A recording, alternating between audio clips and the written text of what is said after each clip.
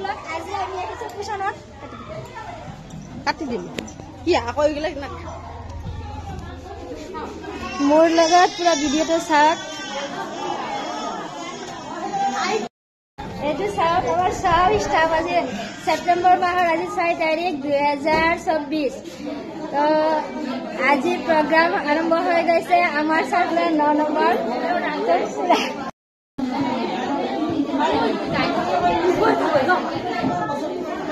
বন্ধুসকল কুশল মাহ এই কাৰণে পালন কৰা হয় যে এগৰাকী গৰ্ভৱতী মাতৃ কি কেয়াৰ ল'ব লাগে গৰ্ভাৱস্থাত সন্তানে সেই বিষয়ে এই কুশল মাহটো প্ৰত্যেকটো গৰ্ভৱতীৰ ঘৰে ঘৰে বা প্ৰত্যেকটো ৰাজ্যক সজাগ কৰাৰ কাৰণে কুশল মাহটো পালন কৰা হয়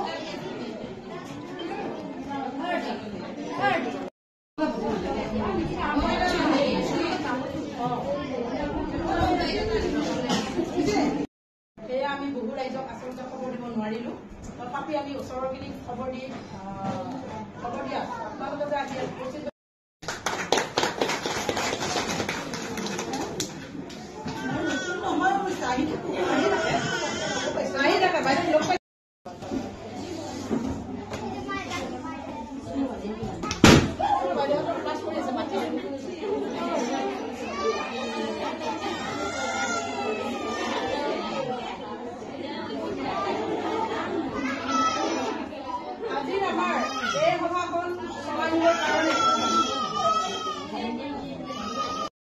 আসন গ্ৰহণ কৰিবৰ কাৰণে আমি আহ্বান জনাইছোঁ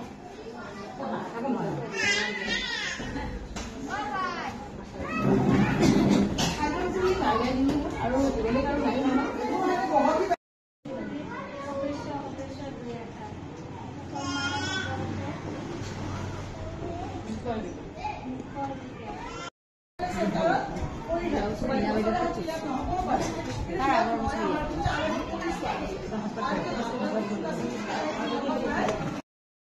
ছোৱালী অৱস্থাৰ পৰাই ল'ব লাগে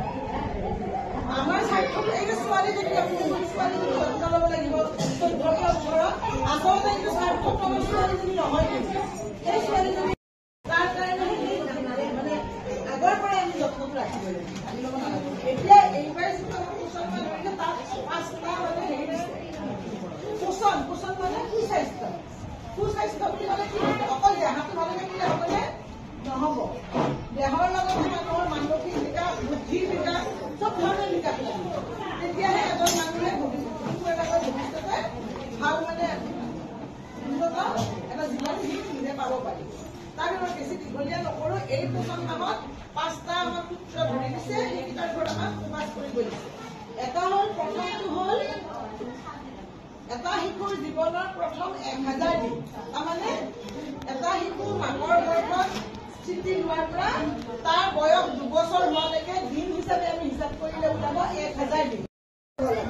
ঠিক আছে তাৰপিছত আহিলে আমি কি দিব লাগিব নিউট্ৰিশ্যন ৰিচ মানে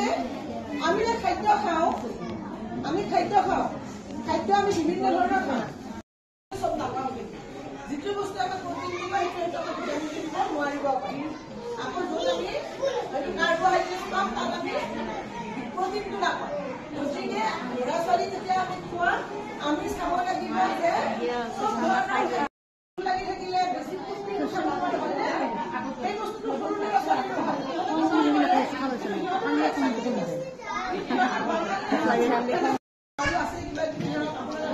যিখিনি গৰ্ভৱতী আছে সেইখিনি মন কৰিব এক্সক্লুচিভ ৰেচিপি দিব 6 মাহলৈ অকল মাকৰ গাখীৰ খুৱাব বেলেগ আৰু একো নোখোৱা শিশুটো জন্মৰ লগে লগে গাত হালধীয়া গাখীৰ ওলাই মাকৰ